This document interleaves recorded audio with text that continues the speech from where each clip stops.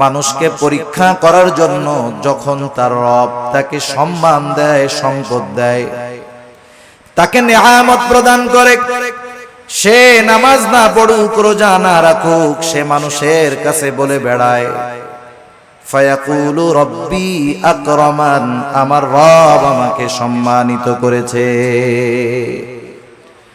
আল্লাহ তাআলা বললেন, আমি মানুষকে সম্মান, সম্পদ, নেয়ামত পরীক্ষা করার জন্য দেই, আর মানুষ এটাকে পরীক্ষা না মনে করে সে বলে আমার রব আমাকে সম্মানিত করেছেন।